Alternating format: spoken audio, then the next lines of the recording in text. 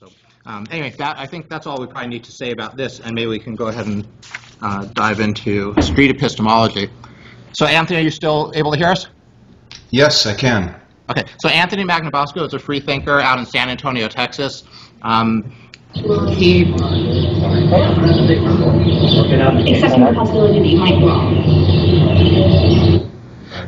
So he's been doing what Peter Boghossian shows in the book, that street epistemology, where he goes out, he engages people, he talks to them about topics that are really sensitive, like their faith. We've talked about how street epistemology can work on all sorts of topics, but you'll see that he's not at all confrontational. All the knocks that you typically get against atheism and activists and people jamming our atheist dogma down somebody's throat, it's very interesting to watch how it really works. And I guess, why don't we just run the first video, that short one. This is a really quick version. And then Anthony made a second video that he's going to walk us through. But this just sort of gives you the idea. Except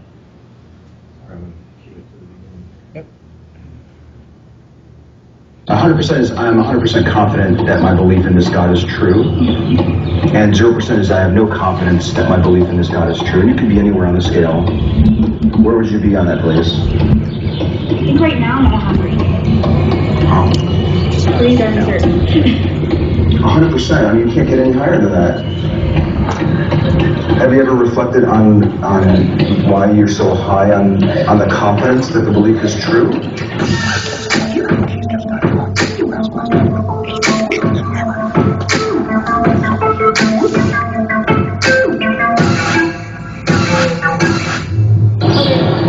Well, I guess, yeah, you'd have to not be 100% certain.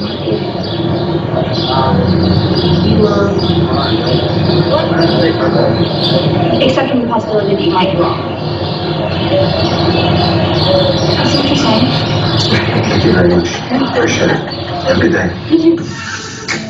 So the whole idea of this technique is to get people to think for themselves, to open up, to consider stuff.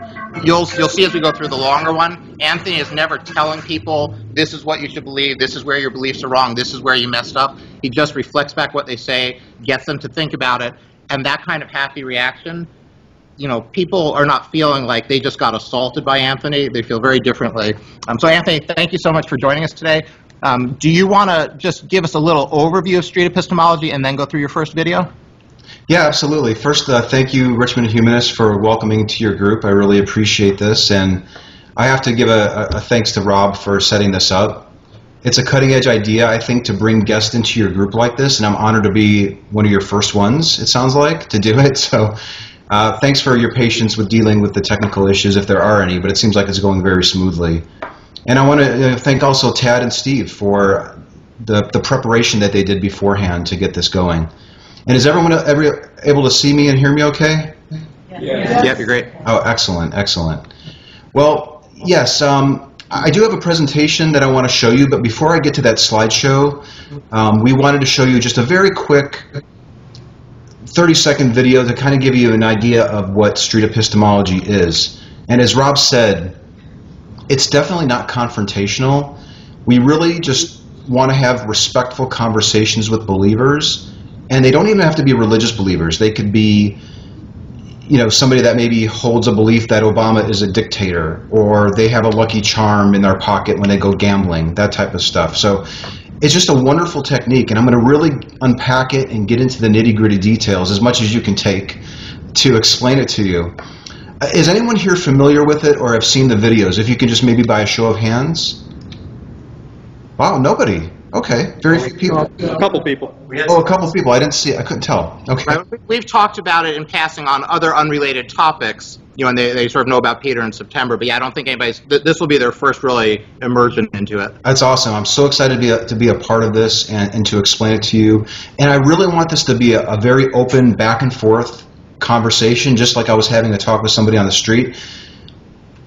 I would hate it if this was a really boring presentation where your eyes glazed over and you didn't get anything out of it. So in order to make it really, really good, I really want your input, okay? So raise your hand, get Rob's attention, he'll repeat your question, and then we can start delving into that type of stuff. And one other thing I want to mention, Anthony is going to record this on his end.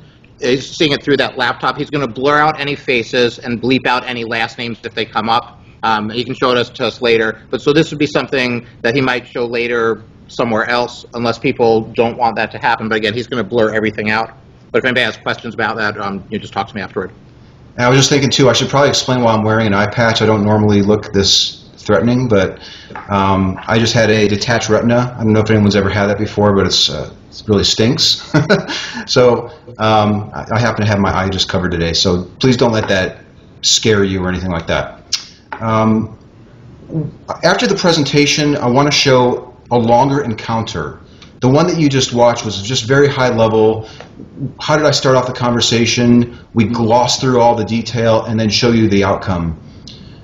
We'll get into a really good random conversation with somebody that's just walking by, and then it's going to pause 3 times, and then somebody there, maybe Tad, I'm thinking, will probably pause the video so that I can speak to it, and then you can ask any questions that are coming up in your mind as we go through the video, okay? Are there any questions so far? Yeah, go ahead. Yes. Yeah. So just so I can understand, what is the ideal outcome of the conversation? So the question, Anthony, was what is the ideal outcome of the conversations that you have? The ideal that's a really good question. The ideal outcome is ending on good terms. If I insult somebody or act like a real jerk and they're never going to want to speak with me again, that would be a horrible thing. Honestly, the most important outcome, I think, is just getting somebody to open up and being honest with themselves to re-examine how they arrived at a belief.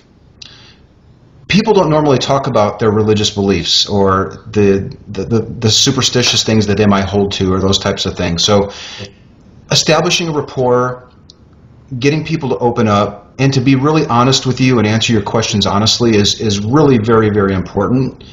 And at the end of the talk, if they walk away grateful for the encounter, that's really huge. I know Boghossian's book is A Manual for Creating Atheists. You know, it's a very edgy title, and it's meant to sell books. When I go out and talk to people, if they decided to abandon their religion after one of my conversations, I'd be happy with that, but that's not really my goal. My goal really is just to get people to reflect on how they've arrived at their belief in the first place.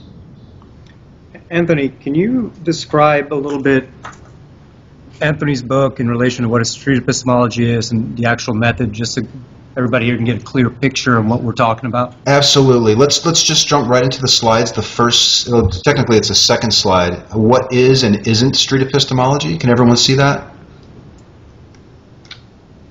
Just 1 second. It's the next one down. Yep. Okay.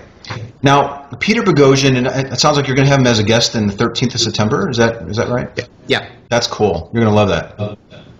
So he wrote a book. It's called A Manual for Creating Atheists, and it outlines this method of conversation with believers, and it's based on the Socratic method. So street epistemology is just it's a technique for talking to people to examine how they've arrived at their beliefs. And Rob mentioned it a little bit.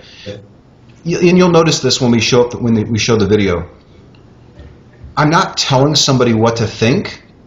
I'm merely asking questions, and then as they give me their answers back, I'm summarizing what they've just told me and repeating it back to them so they can hear their own answer back to them. And it's a very sincere, honest, non-confrontational technique that really is quite powerful. And we wanted to show that little teaser video at the start so that you can see the power of it, and then we'll get into the longer one here shortly. Now, street epistemology doesn't target a specific group. We're not out to destroy Muslims or Christians or anything like that.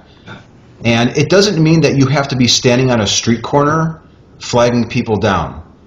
You can conduct these conversations when you're eating lunch with somebody, or you're going home for the holidays, or you're on the airplane with somebody. I've had some of the best conversations on airplanes and buses and car rides.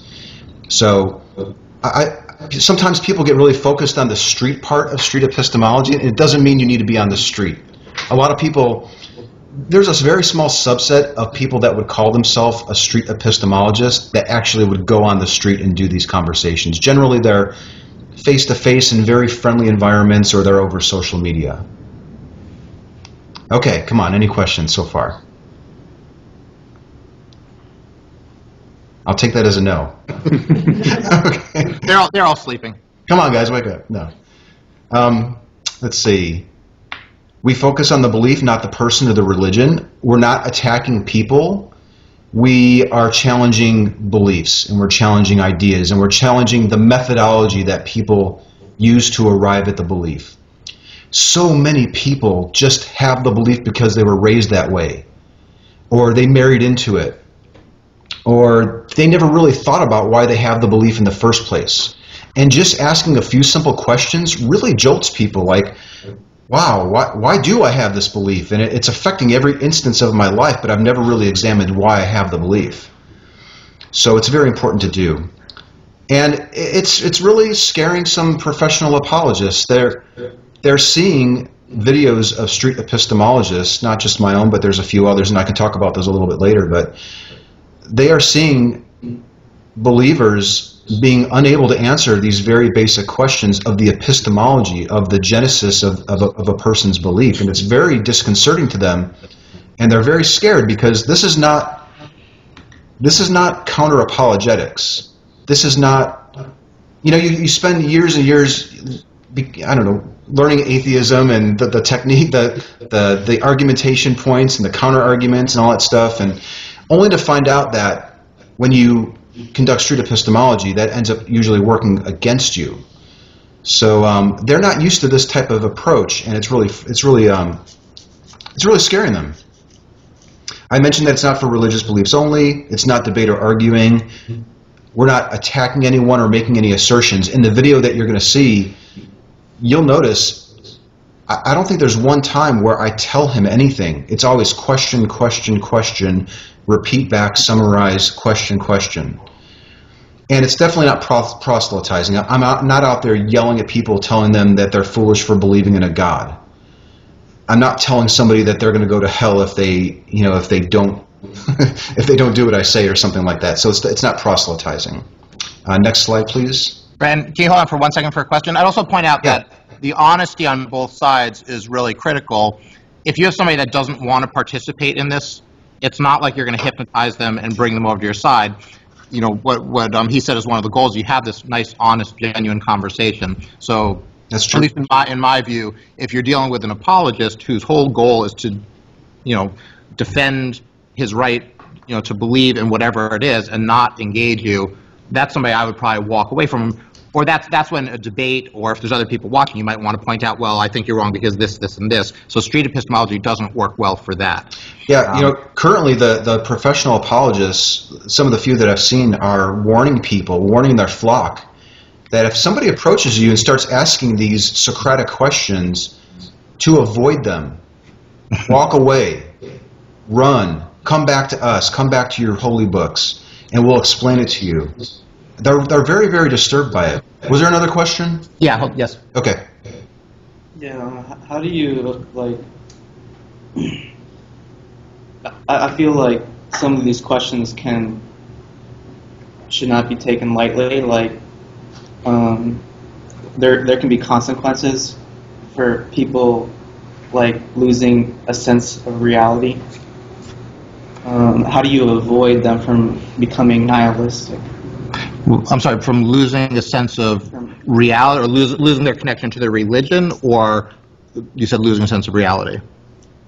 Well, both, because if you make them doubt things, how do you avoid from just completely thinking things is Okay, so Anthony, the question was, do you do anything, if you do successfully engage somebody and they come to doubt things completely, are you worried that they'll become nihilistic, which is an accusation sometimes leveled at atheists? Do you offer them any kind of resources? How do you leave it so they don't feel adrift if they do start to wonder? That's a great question too. Generally, it comes down to whether a person wants to believe true things. So if there's any doubt whether, and there are shades of gray. There have been times where I've looked at a person and it was an end-of-life issue, or they were high on drugs or something, or they were very aggressive. There are people that I won't engage with. So that's sort of, there's some people that, you have to just make a judgment call. But generally, if somebody wants to believe true things, and I'll even ask them, is it important for you to believe true things? And if they say yes, then I have no trouble at all, or no issue conversing with them. Now, usually the people that I run into, they have not really even thought about these things. They're not far down. They haven't moved that very far down on the trans-theoretical model of change, which is a fancy way of saying moving from belief to non-belief, or belief to belief revision. So there are resources out there. In fact, I have a little side interest where Darrell Ray has the Recovering from Religion Foundation, and it's a great organization for people to call in that are going through those challenges, or they have a spouse or a friend and they can call in and get the resources they need. But for the purpose of street epistemology, generally the conversations, at least the ones that I have, are very brief. I do give them a card to keep in touch with me, so if they have some really difficult times, I can help them with that, or pass them off to an organization that could probably help them.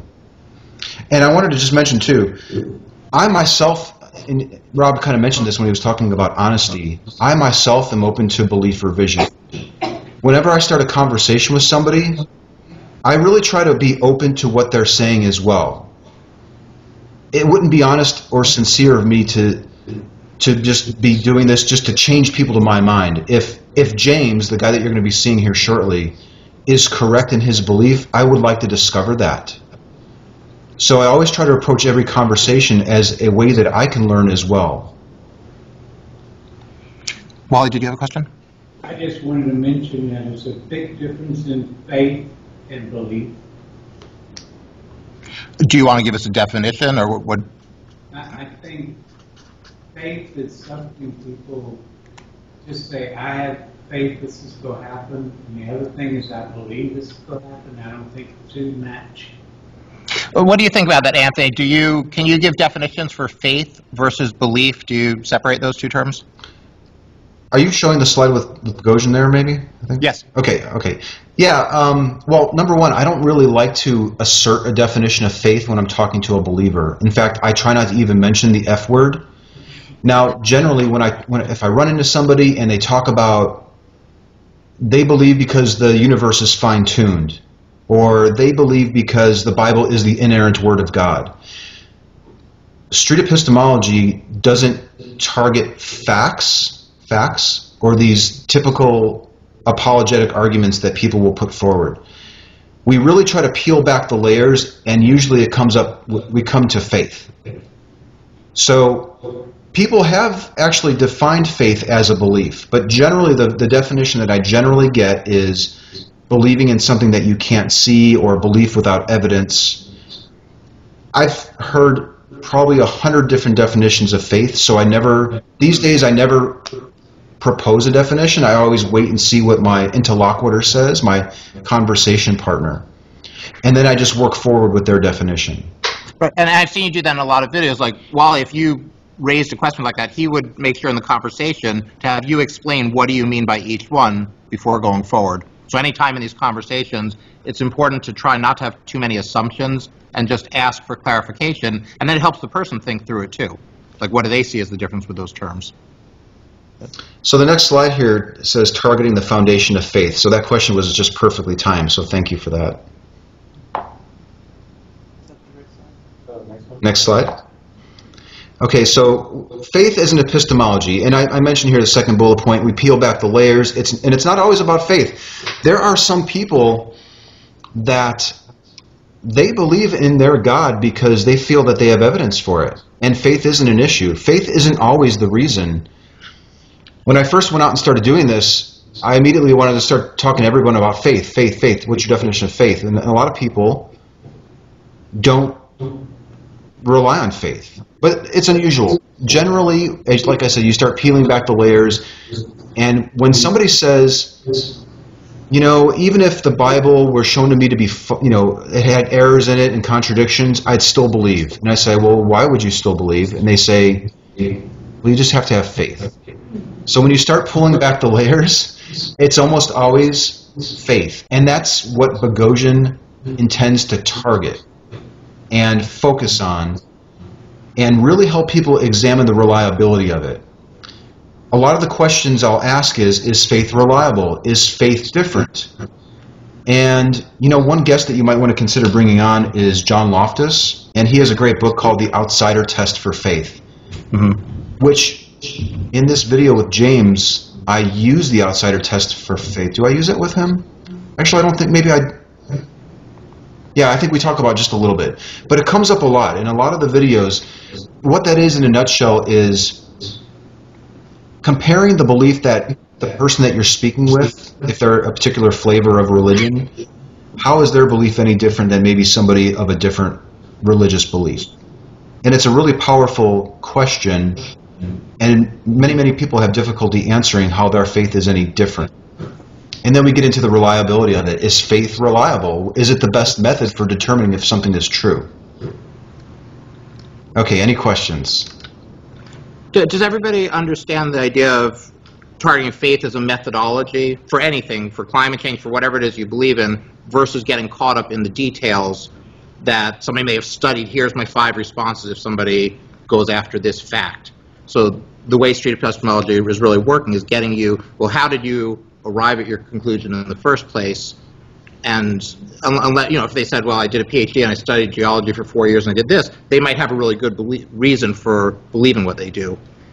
If they really just get stuck on a word of, and what they actually say is it usually comes down to, I just have faith in it, that hopefully nudges them along that scale where they're realizing maybe I don't have such good reasons for whatever belief I'm putting forward. Now, this conversation with James that we'll be showing soon, he doesn't even mention faith. So it's a good example of a person that holds a belief, and you'll see that he believes it because he was raised in it. He never mentions faith at all. Now, if I met him again, or 2 or 3 times, it's quite likely that he would mention faith, but he doesn't in this encounter. So not everybody puts that forward as their best argument. They usually hold on to that as a last vestige of the belief. The other cool thing about this video with James that you'll see is, like Rob mentioned, you don't want to target the typical things that an atheist would challenge a believer about. That's a very tempting thing to want to do. And this thing is so cool because you'll hear it and you'll see it because we have words on the screen. James mentions that he was teased on Facebook about Noah's Ark. And he says something like, that doesn't bother me. And, you know, that didn't mean anything to me. I just completely ignored it. And that's exactly as I would expect it to be. Because when people are confronted with things that challenge their beliefs and make them feel silly, they tend to hunker down and believe it even more.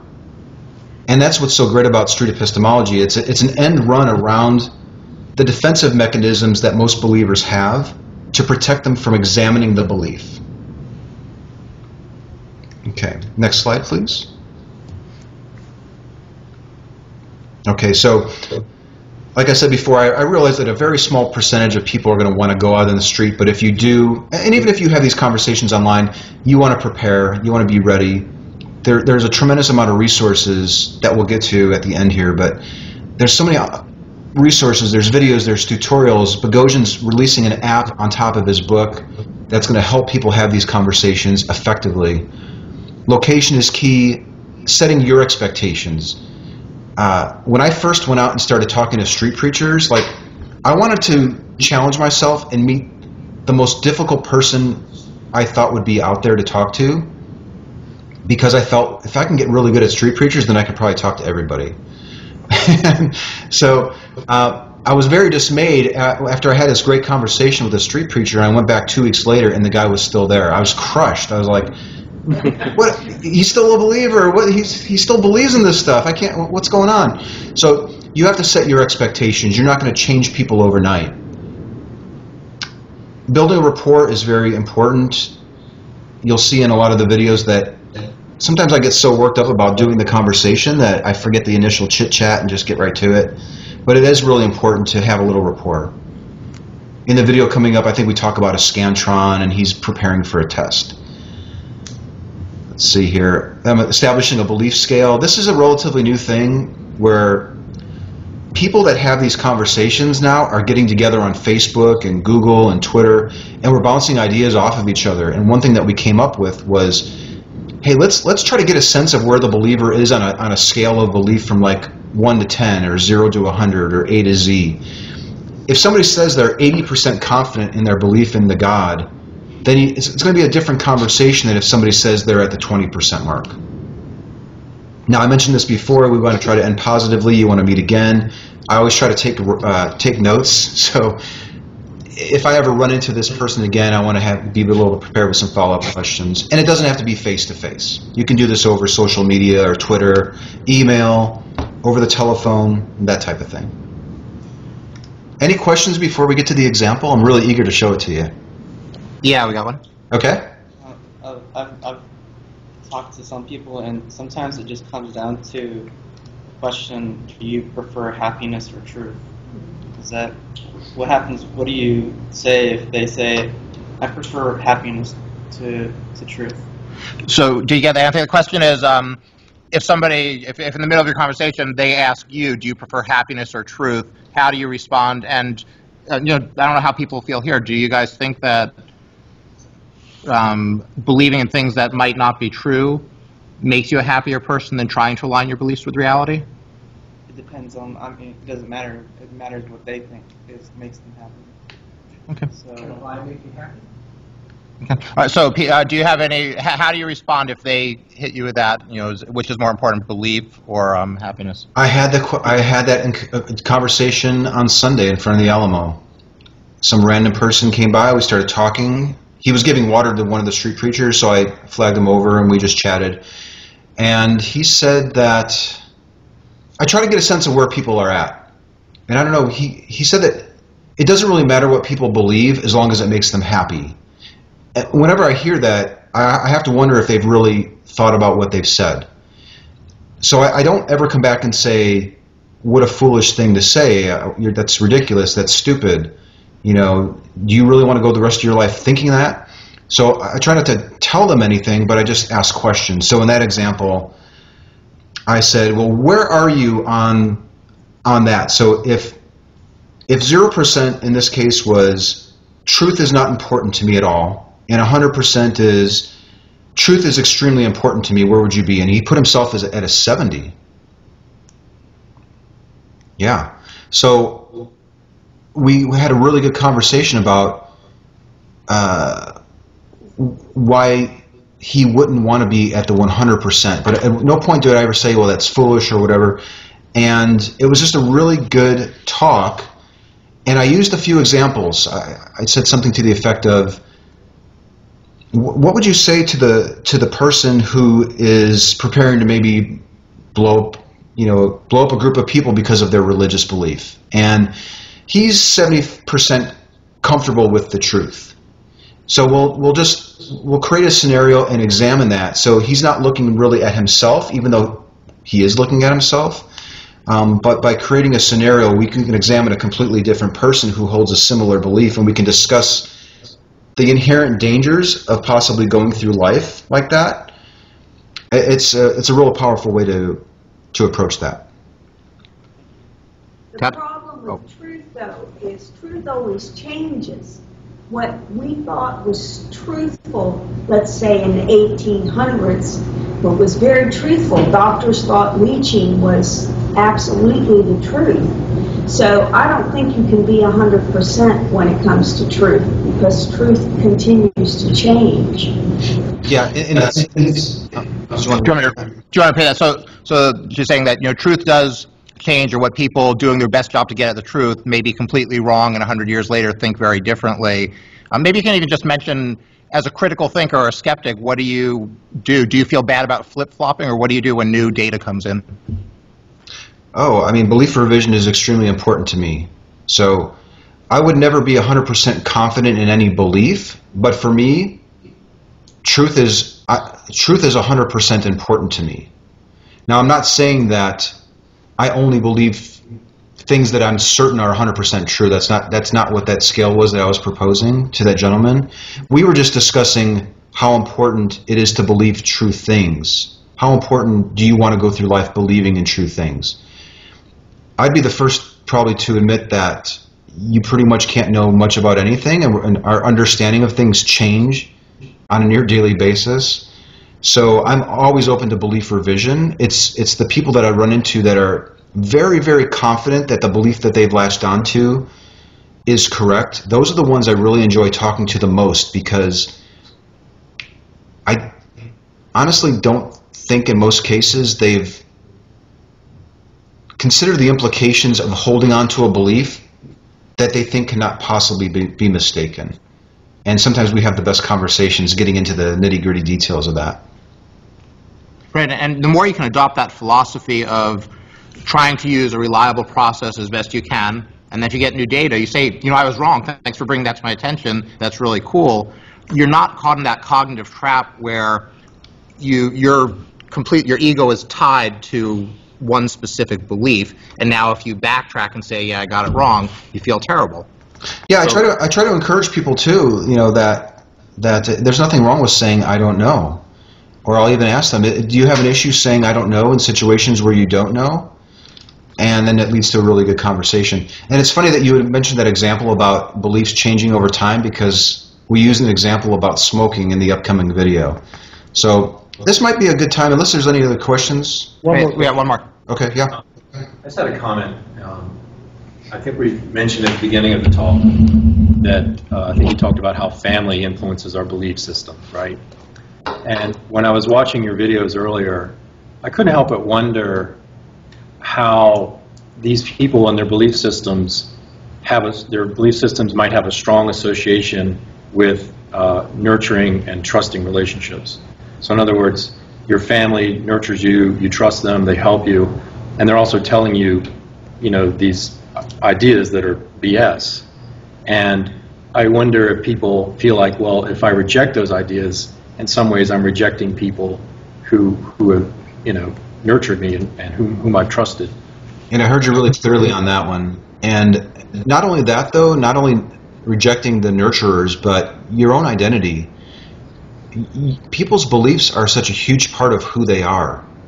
And even if you respectfully ask questions, you're really challenging a person's identity. So you have to be very careful and respectful, because they are who they are because of the beliefs they hold. And it's very challenging to tease out the belief from the person. And this is probably the best tool I think we might have in our arsenal to do it. Yeah, I sense some discomfort in the videos, you know, from the people who you were interviewing. Like, you know, they're kind of getting close to some sensitive stuff, you know, when you're talking. Yeah, you know, one of the nice things I love about recording these videos is observing the body language. Sometimes I'll just watch the video, turn the volume down, and just observe the body language as certain things are happening. And in fact, with this video coming up, even though we have 3 hard breaks where Tad has about 5 seconds to pause it so we can deconstruct it, there are 2 instances where the video will just pause briefly just to show that the guy's crossing his arms, or he's going to step back, or he's doing sort of a thinking pose. And I wanted to highlight that in this exchange for you so that you can see that they're really thinking about it. These people are really thinking about the questions. If they're being honest and open, generally they'll really consider the questions, and you can see it in the way that they move as well. Okay, should we start? Yeah, let's start it. Notice how I build rapport, establish a belief scale, and how he mentions Noah's Ark, okay? Try to get this going. Give me a second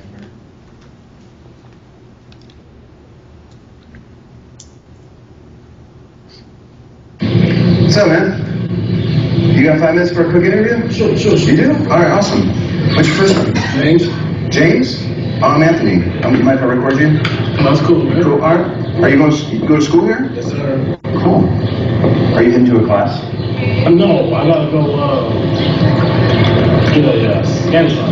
I gotta do a makeup test. They still use those things? Okay. Well, I mean, my test until 1:30. I got plenty of time. Oh, you do? Yeah. All right. What are you studying here? Sociology. I was in my major sociology. Yeah. All kind of classes. Really? Oh, yeah. Cool, cool. Well, what I'm doing, James, is I'm interviewing people to see how they arrived at their God belief, if they believe in a God. And if they do, I'd like to understand why and how do they get to that point. Yeah. Is there a particular God that you've chosen to worship? God,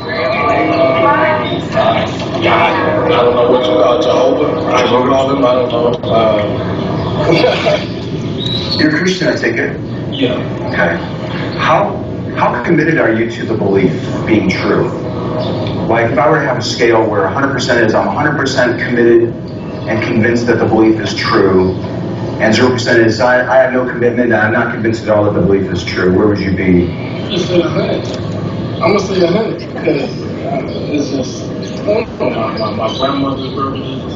Okay. You know, I kind of grew up with my grandma, so I grew up with your grandma. just like the other day, somebody I put on Facebook, you know what I'm saying? It's like, no lie, man. It's like, how can Noah's Ark be real? What did I'm gonna stand here and get that stupid train behind it. what did the animals eat? Yeah. Like, oh, I guess they had self-refilling. You know, just talking down.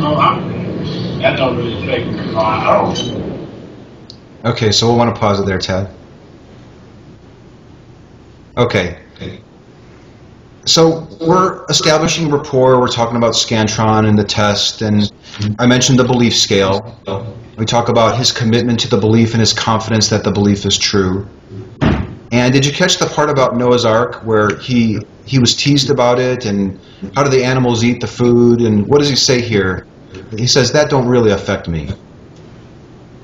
And I love this part because it really points out the deficiencies of the typical arguments that atheists have with believers.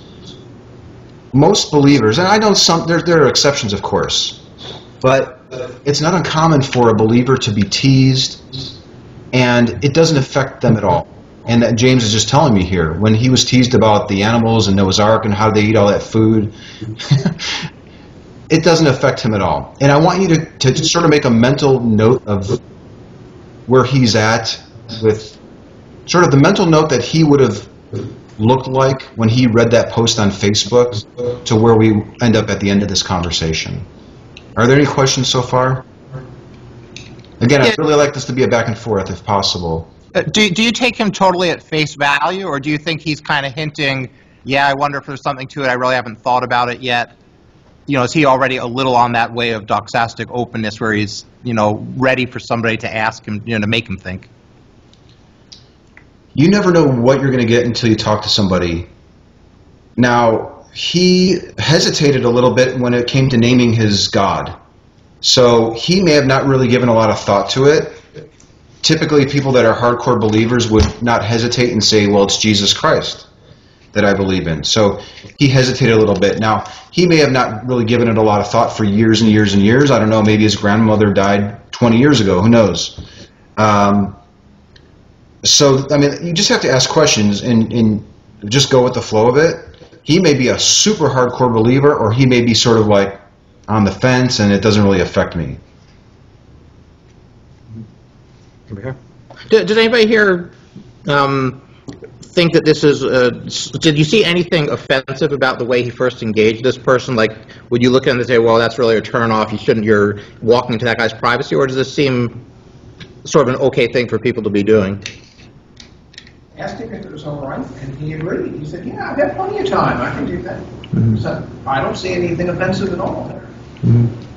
Yeah, 'cause, you know, so part of the whole idea of street epistemology, too, is instead of having a few key leaders at the very top that study all the stuff and know exactly what they're doing, is to get a whole bunch of people, just a more secular community, where if you hear somebody say something, you feel okay, you don't feel so awkward engaging somebody. You don't do it in a nasty way, you don't try to show them up, you don't try to catch them out in front of their friend. You know, Anthony can maybe talk about one-on-one versus, you know, group dynamics. But the hope of you know, like Peter Boghossian Street Epistemology is you get thousands and thousands of people that get a new comfort level when you hear something that doesn't seem like it jives, to ask somebody, that's really interesting. I'm interested in that stuff too. How did you come to believe that?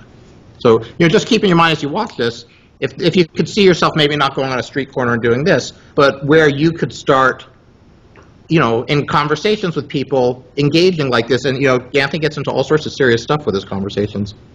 I also like incorporating a timer if you do intend to go out on the street or walk up to people on a park bench or something. I really like to limit the conversation to 5 minutes. Generally, people have 5 minutes. And what I often find is that when the timer goes off, half the time people are so engrossed in the conversation and enjoying it that they brush off the timer and say, hey, I'm cool, let's keep going. So, yeah, and you're not going to hurt my feelings. I want to get really good at this. I don't want to be hurting people. And I probably, I think street epistemologists would probably say the same thing. We want to get good at it. We want to be non-confrontational and just have conversations with people. Okay, so I think we can probably get... actually, as this next part comes up, this is the part where it's going to pause twice, I think, and show some body language. I think it's this next part. And listen for the questions. Listen to all the questions I ask him. And see if at any point I actually tell him anything to believe. And just pay attention to his body language.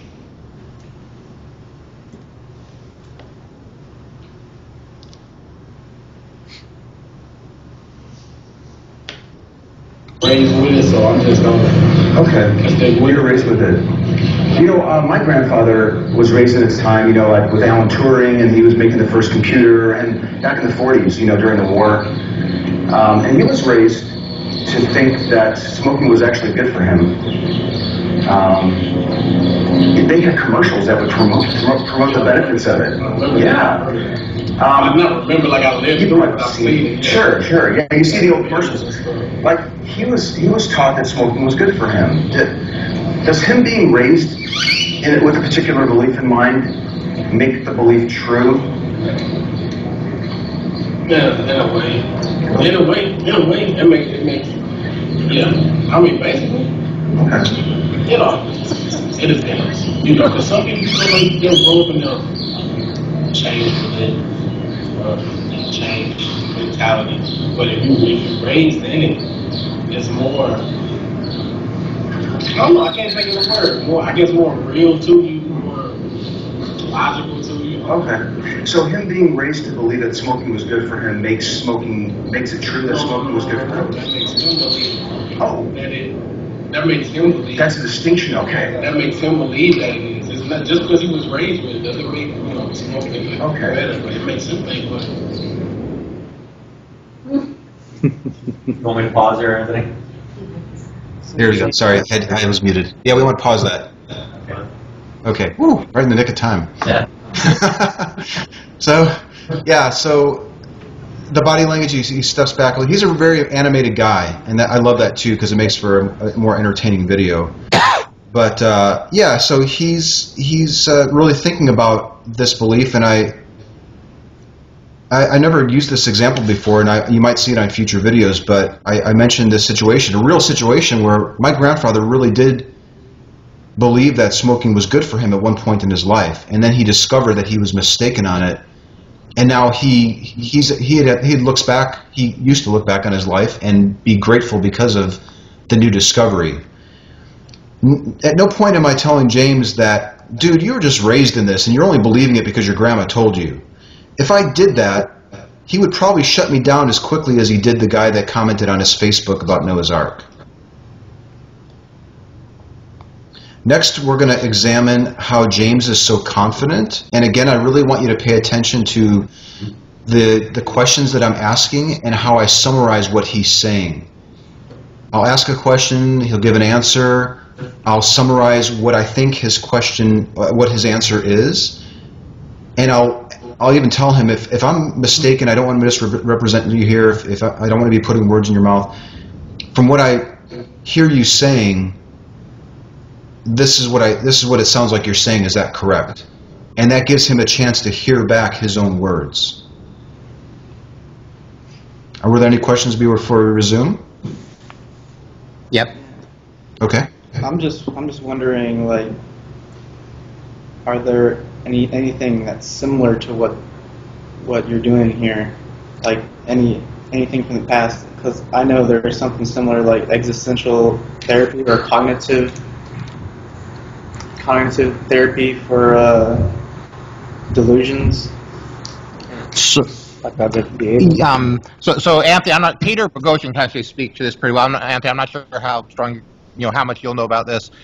Do you know anything about the sort of the background from which Peter drew this whole method of street epistemology? Because I think the answer is yes, this wasn't just plucked out of the air. There's a bunch of techniques that have been used. I don't know enough to speak about it, Anthony. I don't know if you do.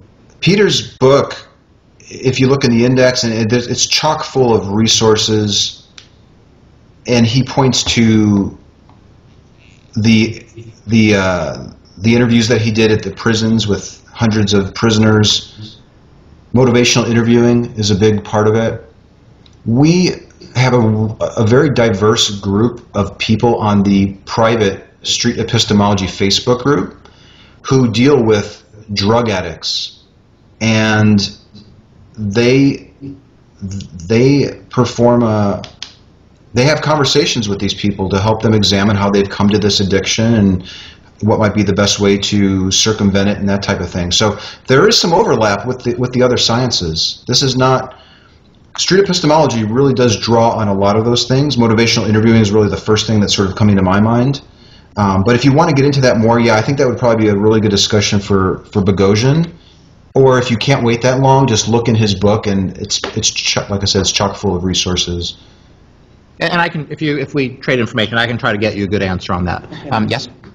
These are long-term psychological techniques, active listening, reflecting what people say to you back to them so that you can correct your perception of what they mean or what they're saying to you. Those techniques have been around for a long time in psychology and in therapy and in marriage counseling and in raising children. That's true. Daryl Ray watched a few of my videos, and I had the honor of running into him at a party once here in San Antonio. Dr. Daryl Ray of the Sex and Sexuality podcast, and he has several books. And he's the God Virus also. God Virus, yep. And, of course, the Recovering from Religion Foundation now. So he said, what you're doing in these videos is very similar to what we do going through training for... and we will have mock conversations with people, and we'll examine the videos, and we'll note the pauses, and we'll reflect back the questions. So there's definitely a lot of overlap. Yeah, absolutely. Anybody else? Okay, should we go back to the video? Sure, let's go. I think this is going to be the last part of it.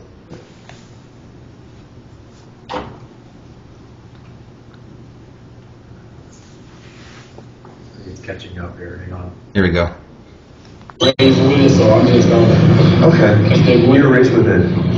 My grandfather was raised in a time, like with Alan Turing, and he was making the first computer, and back in the 40s, during the war. Back a little bit. Yeah, I went back. To think that smoking was actually good for him.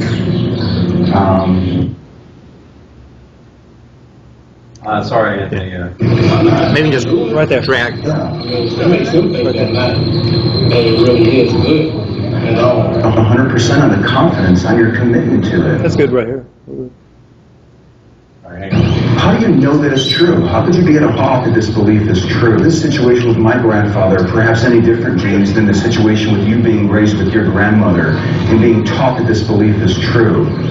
How do you know that it's true? How could you be at 100% on the confidence on your commitment to it?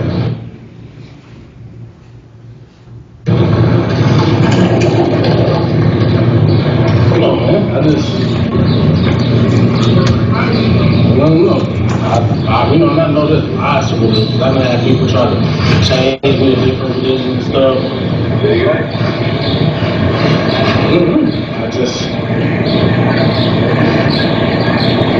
don't know. I'm just, I guess, kind of stuck in my way. I guess you could say that. Like, I believe, I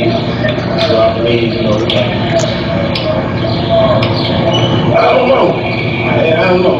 I just really don't believe. I mean, I can't say I don't believe in other religions, because that's cool. You know what I'm saying? I respect everybody, and everybody has their own opinion. I just don't believe in none of them.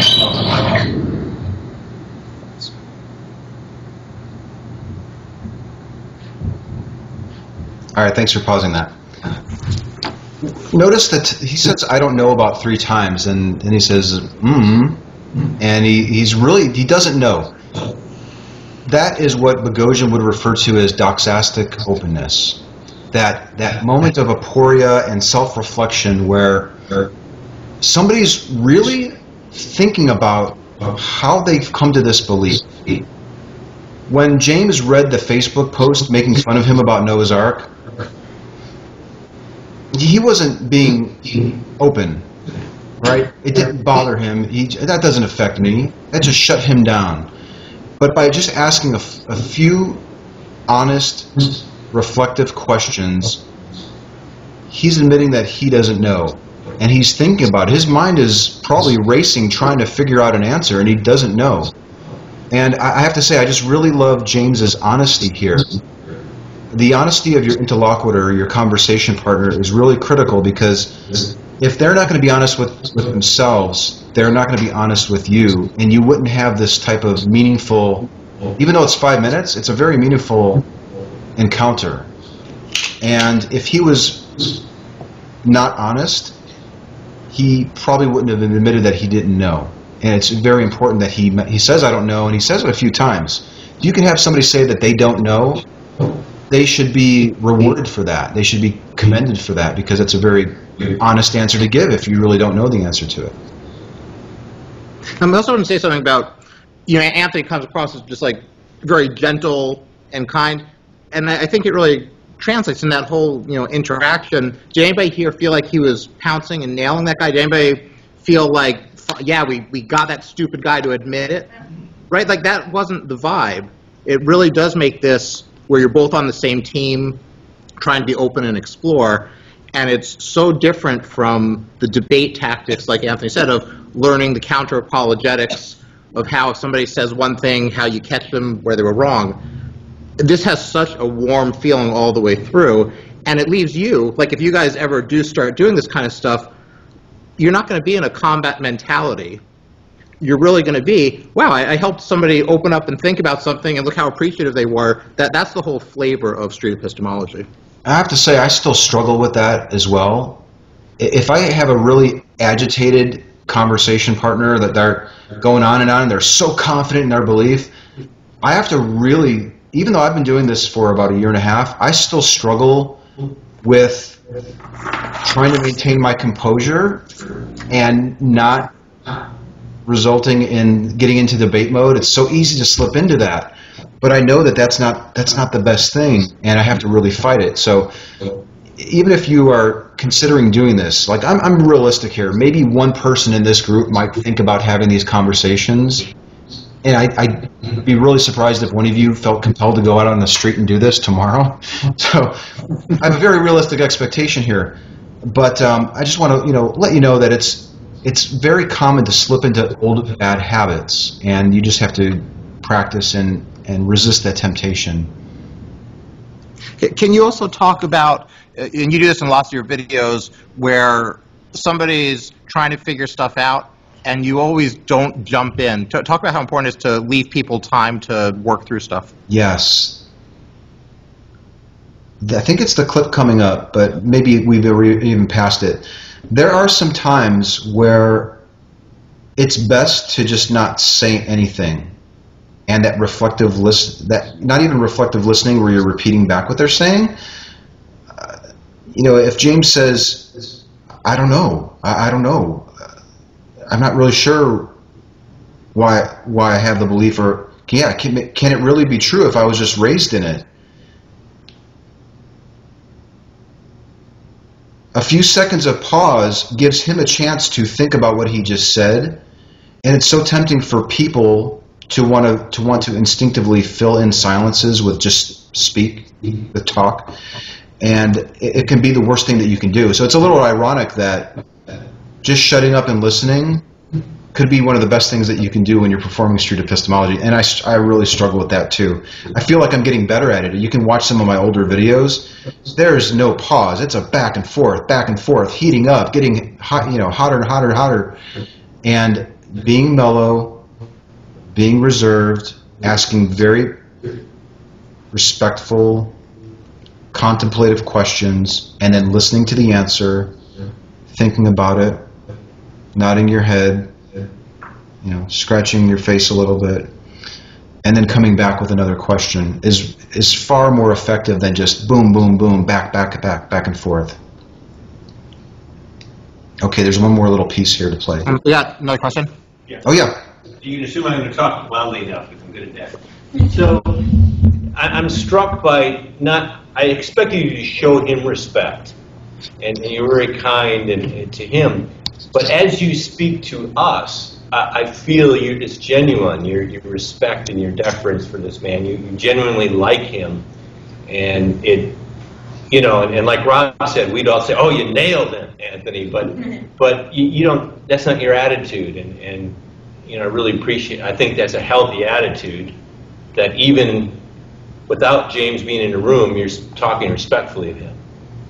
Yeah, I mean, if I run into him again, it would not do any of us any good if he was embarrassed or insulted or felt like I was demeaning him or making fun of him in any way. And it's a fine line. It's a fine line to walk, especially in the day and age where people are fighting for page views and video views. This video is probably not that entertaining. Like I really enjoy it. I've watched this video probably 30 times. So I really enjoy these types of conversations, but I realize that it's not entertaining. Like this video happened 3 or 4 weeks ago and maybe has about 1,000 views. On Sunday, I encountered a street preacher where I was not nice to him when I first met him a year ago, and I've been struggling to recover from that damage. And I put a 1-minute video where I approached him on Sunday, and he came up to me, and he was, right in my face and pushing me and grabbing at my camera. I put that video online on Sunday, and it's closing in on the 4,000 view mark today. And it's really sad in a way that people really just instinctively enjoy the confrontation when that is the worst thing for us as atheists, in my opinion. So yes, I want to show him respect. And I realize that doing that is going to impact the broader audience. It's going to severely limit the audience that's going to see it, which is why I really like approaching groups like, doing speeches and talking to groups like yours to get the word out. Because, like Boghossian says, respect and sincerity and authenticity is really the way to go if you're going to change people's minds. And the confrontation, while it's entertaining, it just doesn't work. It's not very effective. I'll just add that I've really gotten tired of online dialogue where it's not face-to-face, because it's so easy for people to be rude because you can't see them, you don't know who they are, they have that anonymity. Yeah. And that's why I prefer this actually better, face-to-face, where you're having to respect somebody, and you can't just be rude and walk away and then they don't know who you are or whatever. I think you get far more honesty when there's little anonymity. They know who I am, I know who they am, first name. And let's be honest, me being out there with a camera isn't the most natural situation, so people are a little on guard and wondering, what are you going to do with the video and how do I look?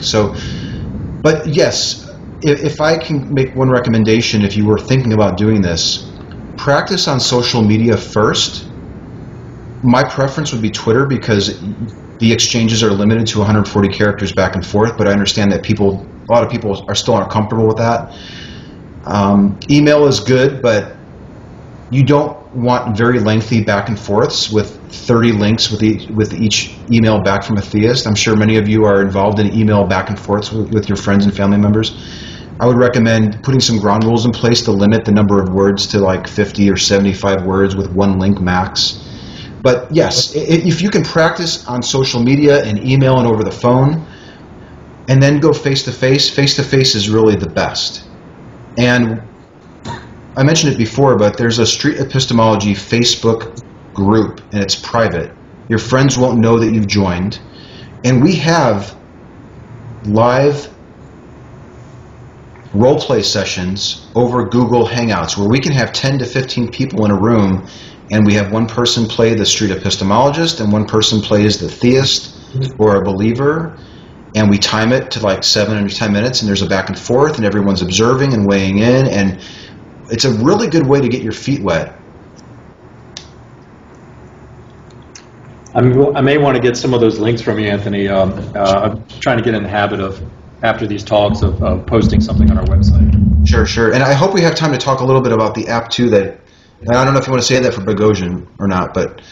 No, we can work in a few minutes on that. Yeah, how are we on time? Because I know there's about maybe a minute left of the video. 15. Yeah, we have about 15 minutes. You want to finish the video and take a question, or you want to take a question right now? I'll leave that up to the question holder. Is it related to the video, or can we get through the video? It's not. We can go to the video. Oh, okay, so we'll finish the video, and then we'll come back to him right afterward. Cool.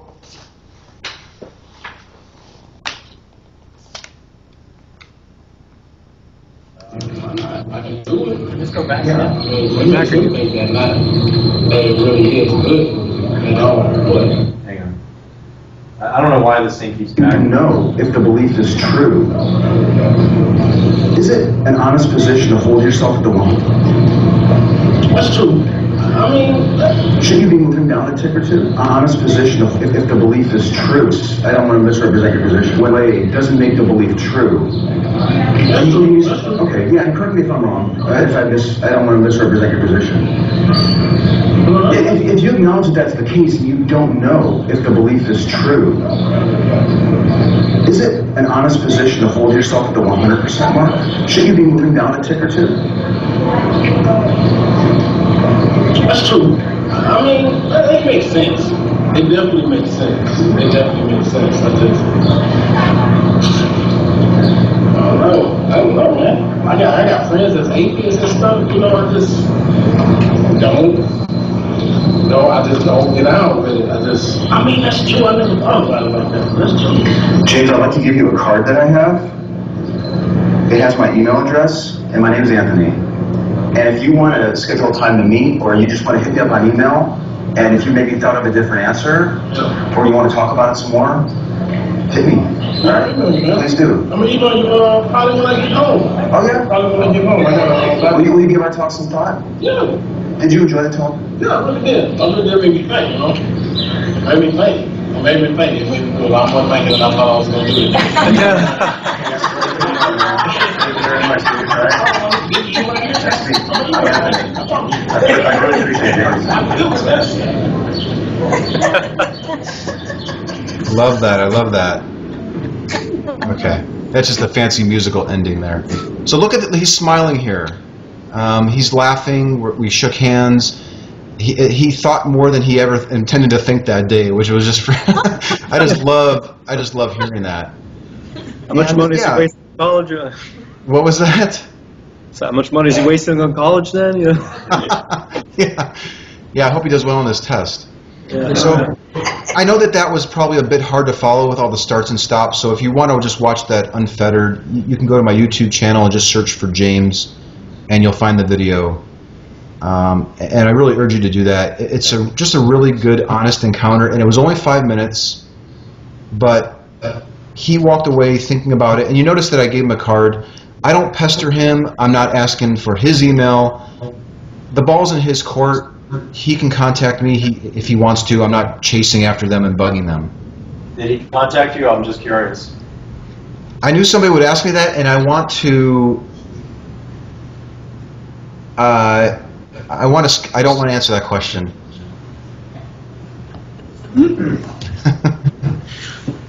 All right.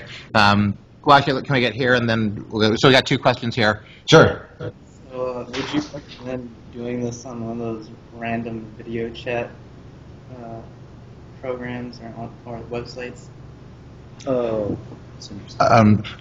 I'm not sure what you're talking about. Do you know? Yeah, there's these websites where you do random chatting with people. I guess you can choose. Is that what you're talking about? Those ones where?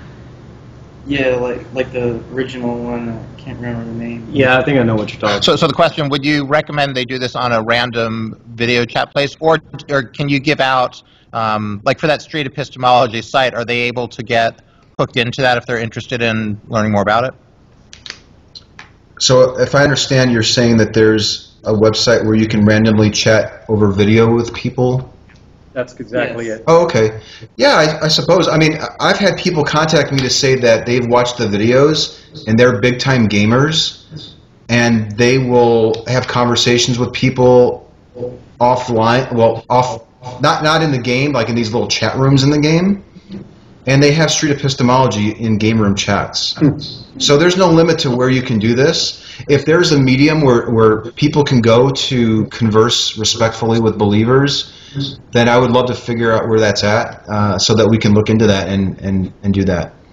There's also a public Street Epistemology Facebook page where if you make a post there, it shows up on your timeline, but we really want to try to position that as a place where people can go to engage with Street Epistemologists so that we can get experience and the theist or the believer in anything can have a respectful conversation. There's not a lot of places online where that happens. It's usually pretty caustic out there. Yeah, it's all stuff. Ellen? Yeah. I was just curious if he has ever engaged in dialogue with Jehovah's Witnesses that come to Do you hear any experience with Jehovah's Witnesses that come to evangelize? Yeah, they've come to my door, and 2 ladies showed up at my door about 3 months ago, and we had a great conversation. Jehovah's Witnesses are difficult for me because, well, they come in pairs usually. And just as you're making progress with one person, the other one tends to derail the conversation. And I don't know if that's intentional or not, but that's been my experience. We had a great 45-minute conversation, and unbeknownst to me, they showed up at my house a week after with 3 people or 4. And my wife wasn't happy about it because I was gone and she was there. So she gave me a hard time about it. And then they showed up the following weekend. There were 5 of them. Struck a nerve. And then I think they gave up at that point. But yeah, Jehovah's Witnesses are pretty tricky. But generally, if you can get a person to admit that truth is important to them and model the behavior, be honest. If I can say that I don't know something, that goes a long way. If I can say that I'm willing to change my mind on a belief, well, that goes a long way. If I'm respectful and I shake their hand and I listen to them and I'm quiet when I talk to them and I ask very respectful questions, I'll probably get that back in return. All right, so Anthony, we have about 5 minutes left. Do you want to talk about Peter's app a little bit and explain how that kind of walks you along the learning curve? Sure. Well, the app is really incredible. I've had the honor of being able to work on it for the past several months, and I tend to joke that I'm probably the first person to benefit from the app because I've been able to take the learnings of the app and really incorporate them into my conversations. So I leave the older videos out there at my own risk because I feel like people might point to them and say, well, my God, that's Street Epistemology there, and I'm ranting and raving and yelling at people. So, but I leave out the videos because I want to show the progression that I've improved, and it's a large result of the people on the Street Epistemology group, the actual practice that I get, and the Jehovah's Witnesses coming to the door, and the Twitter exchanges that I have, and the app that I've had the pleasure of being able to work with. It's going to be a really useful tool to give people the experience. It basically will immerse you right into an experience with a hardcore believer or somebody that believes in Scientology or even Falun Gong, and these unusual situations that you can really find yourself in if you're having the conversations in person. But you get to practice on your phone, Android or Apple device, iPad, tablet. It's amazing because you can really you're immersed in a situation, you're asked, the believer says something, and then you have to select the most appropriate response. And it's a fantastic tool. And it's really, like I said, it's really an honor to be a part of that app. And what's really fun is seeing other people benefiting from the videos and the other tools that are out there. And I can only imagine what it's going to be like when the app comes out. There's a husband and wife couple that are on the East Coast that are also going out now and having these conversations. And they are light years ahead of where I was when I first went out with my camera, and nothing can make me happier. They're doing a great job and putting out videos and encouraging other people to do it. And there was a gentleman that just put a video out. He's in Australia. He walked up to a woman, and after a 10-minute conversation, she moved down from the 100% mark to about the 95, 90% mark after a 10-minute talk of her confidence in the belief. So we really do feel like the momentum is going. And once this app comes out, I really think it's going to be a game changer. It's Atheos. And the name is Atheos. Yes, yes, yes. The name is Atheos. We'll get you more information as that comes out. It has a Twitter account. It has its own Facebook page. If you follow Boghossian on Twitter, the app, Atheos. Just search for that on Twitter or Facebook, and you'll find it. And you can start learning more about it. It's going to be really, really wonderful, entertaining app/game that's not too academic. It's just right, and I think you'll enjoy it. Are there any last questions for Anthony? No, I just want to know if you're familiar with the book Incognito, and I cannot think of the author's name, but are you familiar with that book? No, ma'am, I haven't heard of it. All right, well, it was on the bestsellers list, and the author is a neurologist as well as a lawyer. But long story long, he gets into the concept of free will, and his research, or the research, has concluded that human beings believe what they are told first, even if they are told it is a lie. And he then went on to say how this has a lot of import for religion and politics. But it might be a book you would like to avail yourself of. Incognito, and I cannot remember the author's name, but it was on the bestsellers list for a long time. How long ago did it come out? How long ago? It was within the past 2 years. Thank you. Thank you for the recommendation. I will check it out. Yes. Anthony, is there anything else that you wanted to tell us, or stuff that we didn't cover that you'd like to? Oh, sorry. One more question? Okay, sure. Yes? Ernie. Yeah, I'm often asked, if you're an atheist, how can you be so sure that there is no God? Do you want to repeat the question? Yes, he said he's often asked as an atheist, how can you be so sure there's no God? So I don't know if you want to respond to that as a street epistemologist, and then you could also give your own separate personal opinion if you'd like. Well, that's probably an area where it would just make sense to get an idea of what their definition of an atheist is. The typical definition is somebody that doesn't believe in a God. So definitions are important and being on the same page. So I'll ask them first, what is your definition of an atheist? And if they say some weird definition, I might tell them that what I think the right definition is. We probably wouldn't move past that until we agreed on what the definition was. But I would just explain that that I'm open to changing my mind. I am an agnostic atheist. I don't believe a God exists, but I don't say that a God doesn't exist. And I'm open to changing my mind if I could be shown a reliable method for determining that the God really does exist. That's a really important distinction that I think more atheists need to have, is being very clear that you're not saying your God doesn't exist. James's God might exist. I'm willing to change my mind and believe it, but I'm not going to take his grandmother's word for it, with all due respect. So I would have to have a more valid reason for believing in it. So yeah, that's a common thing. There's a tremendous misunderstanding. I don't have to tell you. You guys all know this, but there's a tremendous misunderstanding of what an atheist is. And I find that